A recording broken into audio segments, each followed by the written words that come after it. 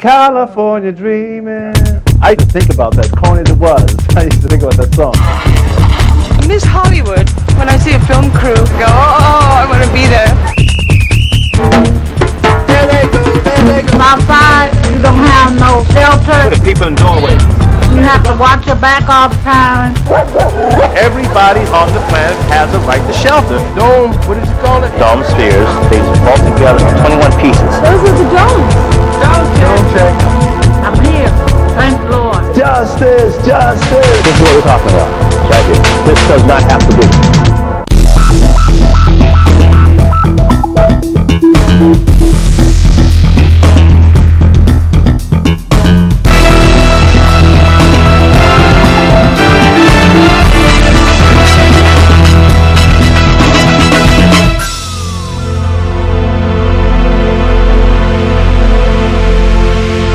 Last time on Eyewitness, we wrapped up our first week at Dome Village, an experimental community for the homeless, and saw just how careful the staff has to be when they decide who moves in. If they turn out to be a mental case is what I'm talking about. But sometimes they make bad judgment calls. You scammed us, and this is what I'll be trying to bring to your attention. The founder of Dome Village, Ted Hayes, started questioning whether or not to shut the place down. To stay here at this level is really, to me, futile. Another new resident, Gwendolyn, traded in the Los Angeles streets So do you feel like hearing that from me? for the chance to rebuild her life. It's so pretty.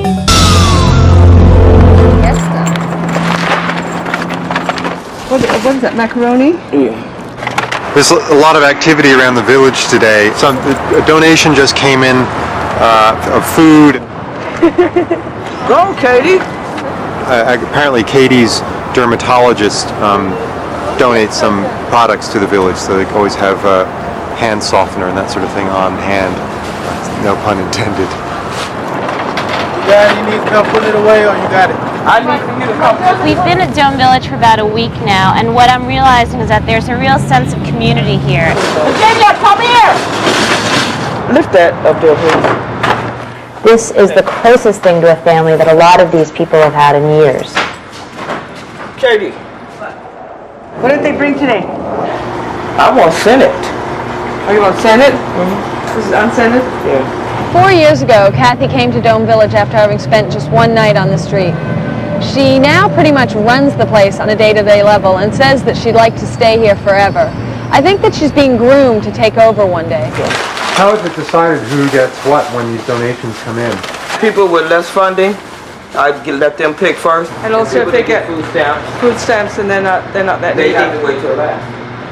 Staff always has something that maybe a residence won't get. You know what I mean? Because we work for it. Resident stuff. Resident staff. Public stuff. Because you don't get nothing but hugs and kisses, leftover lunch. For the residents of Dome Village, the survival mentality is a way of life. Jesse, how about some french fries? On the streets, they never know where their next meal is coming from, so when donations arrive, it's a big event. There's some lunch in the kitchen. You better go fast. You might have missed the chili and beans. Well, it's okay. Look, she's like, I don't care. Katie Haber is the managing director of Dome Village. See if there's anything interesting in the mail, like checks from grants and people sending us money to keep alive. That would be nice, wouldn't it? Yeah, right. There's not a homeless person in the world eat as much as I do. Part of what's plaguing Dome Village is lack of funding. They're constantly scraping by, and Katie just told me they may not have enough money to make it through the next month. Nobody can complain that I'm not. I have the money ready to go. You know. That's what we do. We know something. Can't do everything. It takes $240,000 a year to run the village, and LASA, the Los Angeles Social Services Agency, comes up with 75% of this. 98 cents. The burden of finding the remaining 25% falls largely on Katie Haber's shoulders. 98 cents too. LASA don't automatically give us our money. We have to invoice every single detail. 2 cans of Ajax, $149. It's a very, very scrutinized budget. 44.16 plus. A lot of scrimping and scraping and pleading. What's up? After all that, Ted Hayes, I think for Ted, this financial impasse is just one more thing that adds to his growing disillusionment about the success of Dome Village. Katie seems a little tense today. Yeah, she's got a right to be tense. I don't blame her. It's almost good, I guess, that we've hit this crisis of possible closure, because now it's making us really examine our desire. Do we really want to go on? Oh, please, go home, your hair hurts. Kathy is thrilled because her mother's just arrived for a short stay at the village, and it's really moving to see them together. It seems like most of the residents are very much alone in the world. Where's the cans, Mama? Are you cooking for everybody? No, I'm making a bunch of burritos so she can have some in the freezer. And you think she'll stay here? Forever? I would like to see her get back in the mainstream workforce. Well, she like to do what she's doing too, you know. She like to be boss. Dome check. Excuse me, Mark. Oh, no, it ain't ready. Oh, no. Well, it got to be checked. I'm ready. Right now, your dome's supposed to be clean every day. That's what the purpose of random dome check is.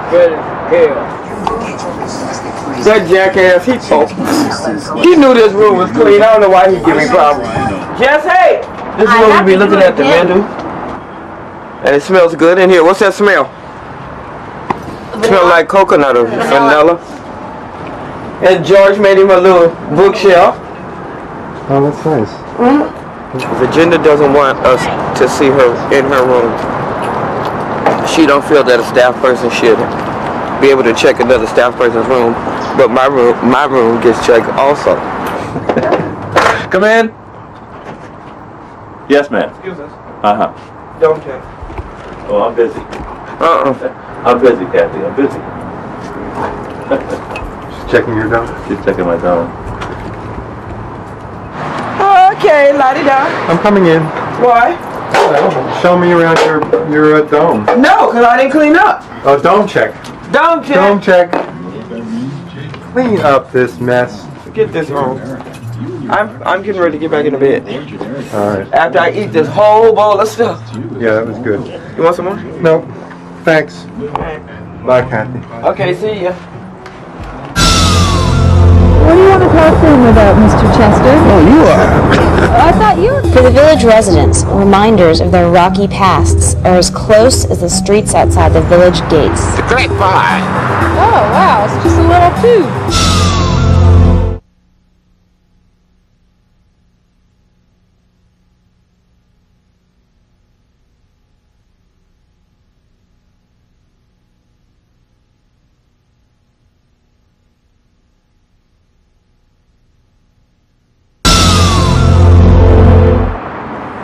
Earl is a homeless man that sometimes sleeps outside Dome Village. I wanted to go and talk to him, so I left the gates of Dome Village, and Chester, one of the residents, came with me. Well, what do you want to talk to him about, Mr. Chester? Oh, you are. I thought you were going to interview him. No, I'm going to sit here and listen. What's the agenda today? Get some more bottle cans and plastics, turn them in, and go get some drugs. Crack? Yeah. How much is a hit of crack these days? $4. $4. See. And is one all you want, or? It all depends on the crack. I keep saying, if it's good, you always want more of what's good. Yeah. You see, that's the deal. I think the thing is with meeting someone like that is, I know there's a side to me, and I think there could be a side to a lot of people where you just wish you could give it all up and stop, you know, having to go to work every day and just stop caring what people thought and just having to do all those little things that we have to do to be a part of society. Can I see it? For what? I want to see what one looks like. I have never smoked crack. I'm curious. The crack pie. Oh, wow. It's just a little tube. Yeah, glass too. Would you ever want to quit smoking? Oh, absolutely. Absolutely. When? When they come up with a better drug. Yeah, I said it. So when you meet someone who really did just say, well, to hell with it, and they're still alive, it's kind of amazing. You protecting me, Chester? So what? I said, are you protecting me? Yes. Aw. Can I get paid for it? No. It seems like the longer you've been out on the streets, the harder it is to break away from that mentality. Chester spent 10 years on the streets addicted to crack, and meeting Earl brought up a lot of emotions in him. He had a lot to say, didn't he? Me? No, the brother? Yeah. Do you think you'll ever be on the streets again? I hope not. Ain't nothing is promised to us. 1 minute you're up, 1 minute you're down. You know what I mean? Yeah.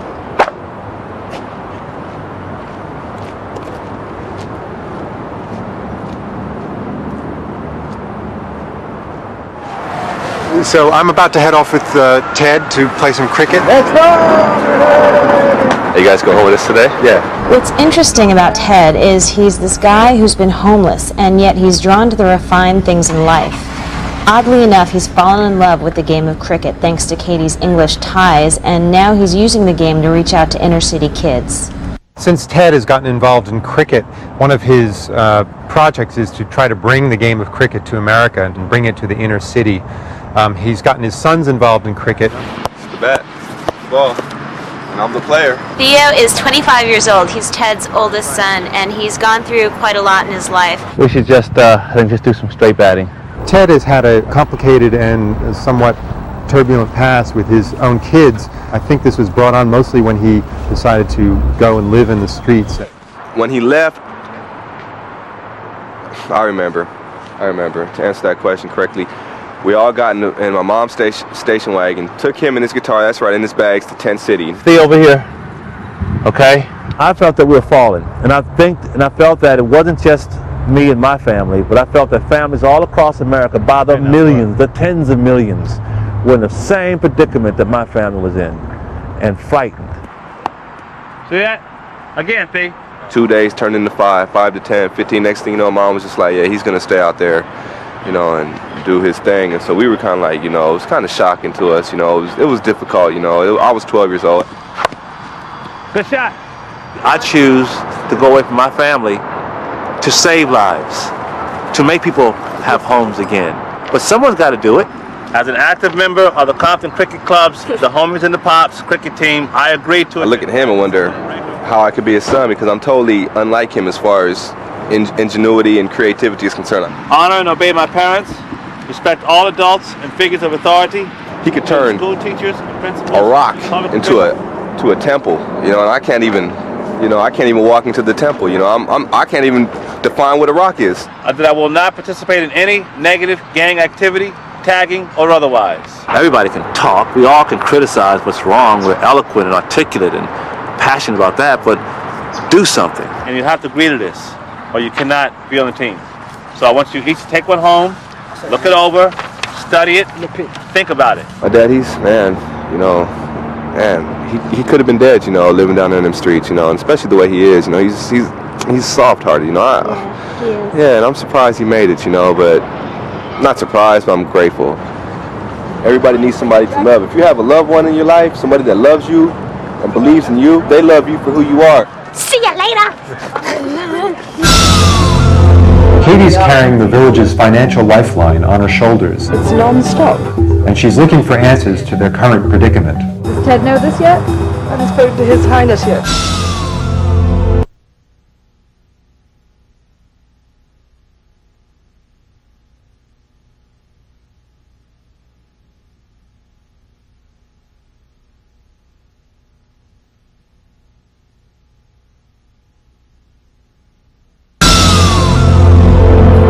Katie, this is all the money we have, right? Because we need some gas. Huh? We need some gas. I had that $20, so whatever you got to use. Katie Haber is the managing director of the Dome Village. Her job is to make sure that they stay on target financially, although she does a lot more than that. I mean, if I had gone to a psychic, and the psychic said to me, I see you working on Skid Row downtown with the homeless, I would have asked for my money back. 9065. Katie's letting me tag along with her for a visit to their accountant, John. It's non-stop. The budget's complicated, and there's always so much last-minute scrambling for funding. This is the world famous, the lifesaver, Mr. John. I think John understands the importance of his role in the village's survival. This in total is the money that we have in hand, but we're not using this. But this is Right our payroll tax, more or less, right? Not really, no. I'd like to take it over to him and show it to him. John and I have worked wonders on the budget and found out that we can survive at least till June without any major funding restructuring. I'm excited. Does Ted know this yet? He's spoken to His Highness yet. Victory! Katie was really excited to tell Ted the good news about the budget, but to Ted it wasn't at all a victory. It only sheds light on the flaws he sees here and keeps him farther away from his larger plan. Just to save this, even from month to month, or save it for the next year, just to save this, to me is still a failure. We need to get off this plateau and begin an incline. We need to transcend this. We need to build another village elsewhere. Since we've gotten here, Ted has mentioned quite a few times that he's thinking about closing this place down. That's it. He'll throw his hand there, flip his hair back. That's it. I'm just shutting the place down. And his son Theo says he's heard all of Ted's threats before. Give everybody 2 weeks to get out of here, you know, and they'll all be like, oh, Ted, no, don't do this. Come on, you can't do that. Ted's been working on a draft of his national plan to end homelessness, and he wants to finish it while we're here, and he wants to get it seen by the president. How long is it? Longer than I thought it was going to be. And Do hopefully you have a it'll contact be, there? Yeah, the White House, yeah. And Sarah McClendon is a contact. She said she'll put it directly into the president's hand himself. And so I'm just trying to land this thing some kind of way here and make it make sense to everybody. It's now called the Hayes Strategy for National Plan. Ooh. Well, that part is the strategy. Look at this. It's actually done it. But I'm trying to get out to people, let them know what we have to do. Ted, it's long. What can I do? I think by putting forth a national plan, I might be able to be the first guy to actually personify the homeless people into a group, into a people group. You mean like a minority group? Like a minority group, exactly. Because we are now a people instead of a bunch of disjointed, scattered about individuals running from mission to shelter to program, and everybody's pimping the homeless and making $1 off of them instead of really helping the situation. The dog is drinking your drink. Oh, come back here. Dome Village is meant to be the plan's launching pad. One village was to spawn other such communities. So without this place, there would be no national plan. So no, he's not going to give up. You know, I think he just sometimes feels like he's alone, and there's just nobody that really honestly understands his dream and his vision. If he were to walk away from Dome Village right now, this place wouldn't last. Yes, here. He's good. Hey, we're going to interview you. Ted is not feeling well, so the community meeting's going to be canceled. Hey, we're going to interview you. Yeah. You love this, don't you? Yeah. Okay, I'm gonna put on manual focus. You think you're going to be able to make it? Yeah. You think you can deal with the chores and living with the people? I think for Gwendolyn, who's been here only a week, Dome Village is more of a safe and happy haven than she's had for a very long time. Is this your husband here? No, it's not my husband yet. So This community gives her safety from the streets and a chance to start over, and I don't know where she'd be without it. When you say not yet, does that mean you two are engaged? No. No. Yes? Not yet? But you can feel something. You can feel the fire kindling. With Ted's threats of closing the gates still hanging in the air, Okay, that was just a little hill. Let's go on up the big one. we're wondering what will happen to the Chesters and Gwendolyns of Dome Village. I want to stay lost for a while.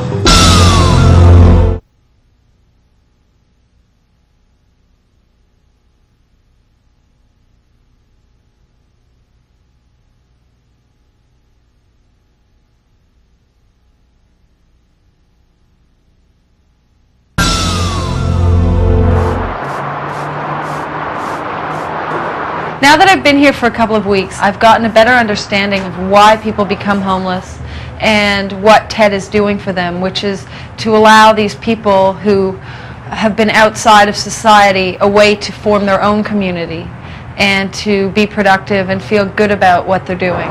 Supposed to make one big pile and get it over with. You've been helping me a lot. He helped me out a whole lot. And we get together and one day he'll buy the food, next day I'll buy the food. One day we'll get together and cook. Sometime we'll just eat cold cuts. Seems like Chester and Gwendolyn are really happy with each other. Okay, come on, you're going to have to turn around and follow us. Come on. She does the cooking. She's making tacos today, I think. Okay, stop. Whew. Okay, that was just a little hill. Let's go on up the big one. We'll make it. That was lonely when I was out there homeless, living in the streets. You know, no one to talk to. I'm too fat. That's what it is. I got some personal things I have to buy at the 99-cent store. Oh. This is supposed to be a 99-cent store. And they got stuff here for $2 and $3. I don't know what I should do. I want some starch to chew. You ever heard of people chewing starch? I have relatives that lived in San Bernardino that would eat dirt because it tasted good. You know, you can take the rocks of the dirt and just chew it, and it tastes good. I used to eat dirt, and then I got to eating doggo starch, and I like that. Just I need 14 cents. I don't know if I got 14 cents, girl. I gave him my $2. You give $2? Yeah.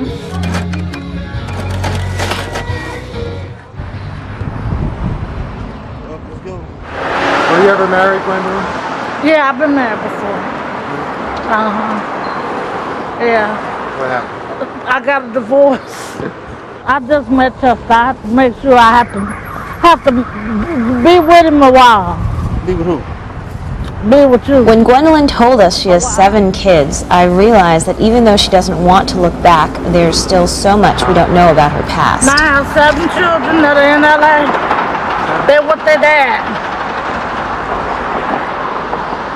So, everybody doing fine. They just don't know where I am. Do you not want them to know? No, I don't want them to know. I want to stay lost for a while. Next on Eyewitness. You love me, don't you? I do love you. As we start our 3rd week at the village, I decided to move in to the Peace Dome. And I'm going to put him on the tour list. At the same time, Gwendolyn is starting to take a lot of pride in her new home. I'm cleaning my dorm. And we find Deborah, who's just off the streets, and who's trying to make it without the help of Dome Village. It's not our dream, that's your dream. Katie's patience in her role as caretaker is starting to wear thin. It's all right. We'll be there on time.